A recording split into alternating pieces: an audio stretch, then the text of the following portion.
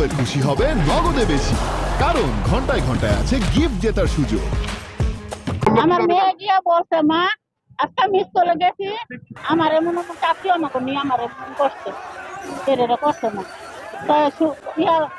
আমার দুইটা লোকায় বসে, দুইটা ছাত্র আছে, আমার সাইডে দিতে করার দোষিয়ায় তোর বিচার যা করার আমরা করবো, আমরা মা বাতিরা করবো ওর বিচার, আমরা মা বাতিল ওর বিচার করবো। 2 মিনিটের লোক সাইডে তো যাতে হয় কোন সন্তান যাতে আর কোনো ভয়ে তাতে মুখ লুকায় না থাকতে পারে।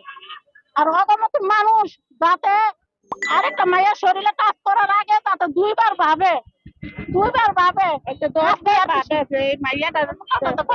কোন আইনের হাতে দেবো না, আমাদের হাতে ছেড়ে দেন। 2 মিনিটের জন্য আমরা যা করার আমাদের হাতে ছেড়ে দিলে বাচ্চা যদি স্বাধীন না থাকে, একজন বাচ্চা যদি সুরক্ষিত না থাকে, আপনাকে দেশের সাধারণ নাগরিককে কিভাবে সুরক্ষিত দেবেন? 8টা বাজে কিভাবে কাজে বের হবে, সে কিভাবে হাসপাতালে আসবে? আসতে পারবে না। আপনারা ওনারা আমাদেরকে বলেছে যে আইনের আওতায় করবে, যদি ওনার ফাঁসি না দেয় তাহলে আমরা রাজপথ ছাড়বো না, আমরা রাস্তায় থাকবো যতক্ষণ পর্যন্ত তার ফাঁসি না হবে। সরকারি প্রাথমিক বিদ্যালয়ের 4র্থ শ্রেণীর ছাত্রী, বয়স 10 বছর। গতকাল সকাল 10টার সময় সে স্কুলে আসে। তখন স্কুলে অন্য কোনো ছাত্রী ছিল না। এই সময় স্কুলের দপ্তরি ছিল, দপ্তরি তাকে একটা রুমে নিয়ে ধর্ষণের চেষ্টা করে। মেয়েটি পরে তার ফ্যামিলিকে বিষয়টি জানায়। রাতে সকালবেলায় মেয়ের ফ্যামিলির লোকজন এবং আশেপাশের লোকজন এসে স্কুলের বিষয়টা অভিযোগ দেয়। তারা স্থানীয় লোকজন এর সময় উত্তেজিত হয়ে স্কুলের দপ্তরিকে মারধর করে, গণধোলাই দিয়ে পুলিশের নিকট সোপর্দ করে। পুলিশ তাকে হাসপাতালে নিয়ে আসে।